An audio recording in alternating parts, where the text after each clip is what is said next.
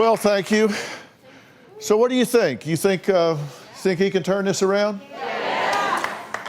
You know, it's so funny to me that people, it's funny, people can start down a road and days turn into weeks, weeks turn into months, months turn into years, and you look up and go, my God, look how I'm living. This is not what I intended. It's not what I planned. It's just I came to a point and I went this way instead of this way. And there's always a first link in a chain. And maybe the link was that death of the daughter.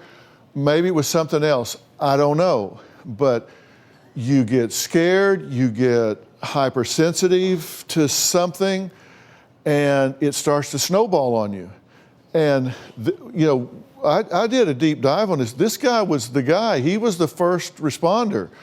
He seriously was on the top of the ladders on the burning buildings, pulling people out, and now he's sitting around thinking that he's dying. That's not who he is. But did you see him respond when I hearkened him back to his life before that? And he said, yeah, I used to deal with people like that. And I'm thinking, you know, wow. And when he remembers that, it gives him an anchor. And that's why one of the things I said I was going to do is get him a trainer.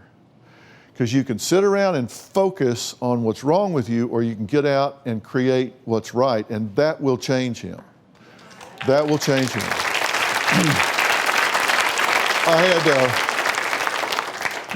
My practice was in behavioral medicine for a lot of the time, and I had one of the first pain clinics in America where we dealt with organic-based pain from brain or back or whatever. And one of the first things we did was we had group sessions in the pain clinics, because we'd have like 12 people on the ward. And so I thought, you know, I got to deal with these 12 people today, and I got other stuff to do. So we'll have a group. We can deal with them in group. Worst thing I ever did.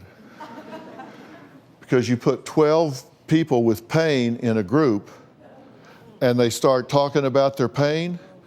My God, at the end of the hour, you had to take them out of there in a wheelbarrow. It turned into a bitch session, and I'm hurting here, and I'm hurting there, and I'm hurting here, and I'm hurting there. I quit doing it because they focus on it. And if instead they spent that time focusing on something else, is a completely different deal. And he's sitting around focusing on all that. I mean, 4 heart attacks in 4 days, and he walked home from the hospital. I mean, and you'd think he would recognize the irrationality of that, but I think he finally did today. I think he's starting to see, I didn't die, and I still have my foot. So I think we get him on the track, we get him in the gym, we get him working, and I think it'll start to turn around. That's the reason I put him with a trainer. I think you'll see some big changes. So.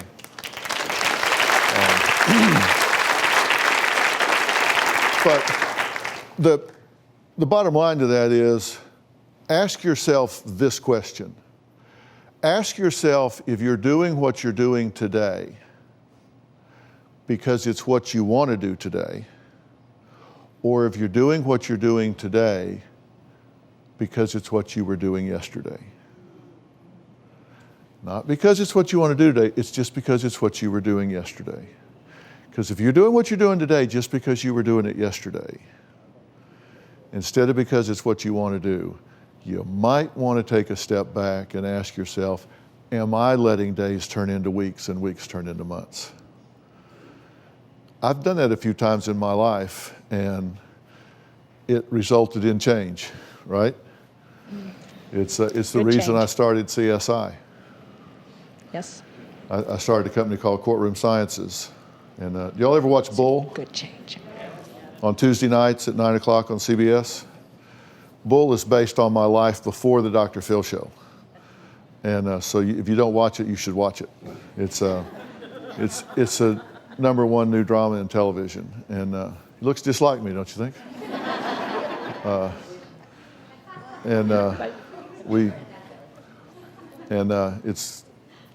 I quit doing what I was doing and started doing what this show's about because exactly that.